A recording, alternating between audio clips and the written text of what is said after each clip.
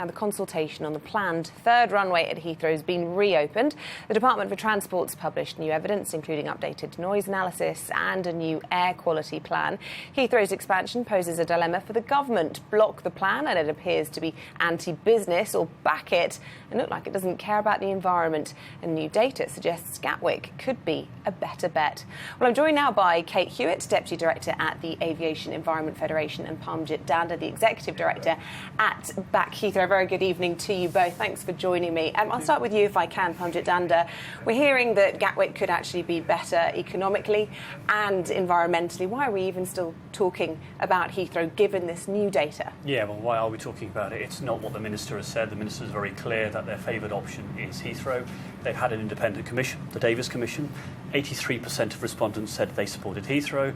And even with the consultation they're having at the moment, over 80% of the respondents have said so as well. So it's Heathrow all the way, and he's actually promised to vote in the first half of 2018. Local people want it, the CBI want it, the TUC want it. Like I said, 58,000 people responding to this consultation saying, back Heathrow, get on with it and do it. So it's up to the government to do that. Cait, Hewitt. I imagine that Parmjit will be pleased that 83% of respondents said that they supported Heathrow, since the government's indicated that 80% of responses to the consultation actually came from two organised campaign groups supporting. But, I mean, look, Zach Goldsmith, has come out today and he has said this fatally undermines his own government's plans on Heathrow, and this decision that they made just a year ago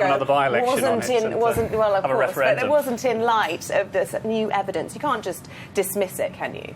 No, but if you look at what the consultation's about, it's been reopened because there was a snap election, and there were a couple of loose ends, one around capacity, one around air quality, which had to be put back in.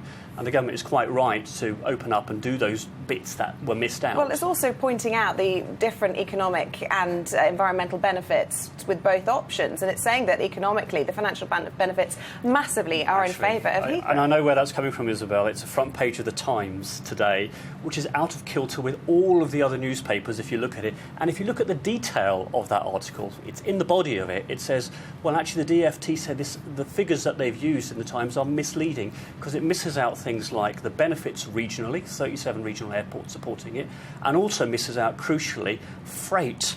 And this is the biggest port by value, Heathrow, anywhere in the country. So if you leave those figures out, you're not actually presenting a true image. Cait, Hewitt, I can see you itching to come in there. I think I'm pleased that you bring up the issue of regional airports because, buried in the massive documents that the government's published today is data indicating that actually, on average, airports outside London will lose growth as a result of a new runway in the southeast. We think that we're really not talking about minor issues that are being reopened for consultation here. There's reanalysis on noise, on CO2 emissions, on economic benefits right across the piece, and we think there's a very strong case for politicians and others looking fresh at this issue. And there are real concerns, aren't there, that if Heathrow does go ahead with this third runway, we won't be able to meet our environmental targets. Theresa May politically has a difficult job just convincing her own cabinet to go ahead with this. We know Boris Johnson vastly opposed to it, and if the government is having problems coming to consensus on this, how on earth are Londoners going to? It's part of the rules, and quite rightly so. Someone who's got the local air in his lungs, air quality and noise are part of the criteria that have to be met.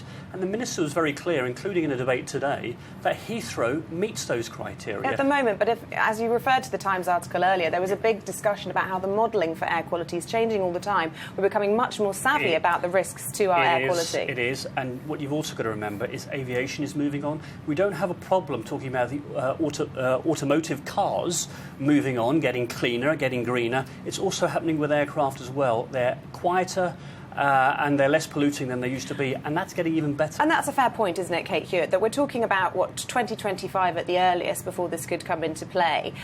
Things will have moved on in terms of the emissions that we're looking at, and we have to accept that we can't continue in this kind of paralysis. We have to make a decision. Well, I think that, given the figures we've heard today about the UK's economic performance, I wouldn't describe that as a paralysis. The reality is that the country can develop and grow and has done very successfully over the last few decades.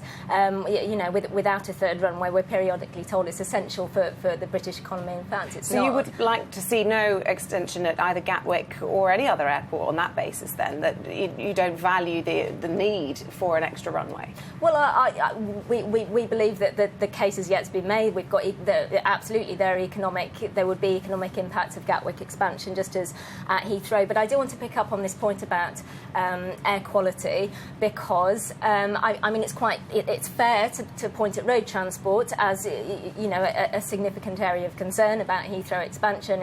We're not just talking about aircraft. We're talking about road transport. We're talking about passengers. We're talking about freight to and from the airport. It would just take an enormous leap of faith, I think, to look at where we are today, and that London is significantly in breach of air quality limits. We know that it's beyond doubt that Heathrow expansion would increase the scale of that challenge. Okay, and well, yet very the government quick. We're running out of time. Very quick. To create headroom to allow for more emissions from Heathrow. We don't think it's credible. We have to value the environmental costs, not just the economic. Absolutely, and there's a key guy in this. His name is Tony Juniper. He used to be executive director of Friends of the Earth. He is one of the people that's been involved in setting up the plan to make this airport not bigger but cleaner and greener. Okay, I have to end it there. Thank you both very much indeed for your time this evening.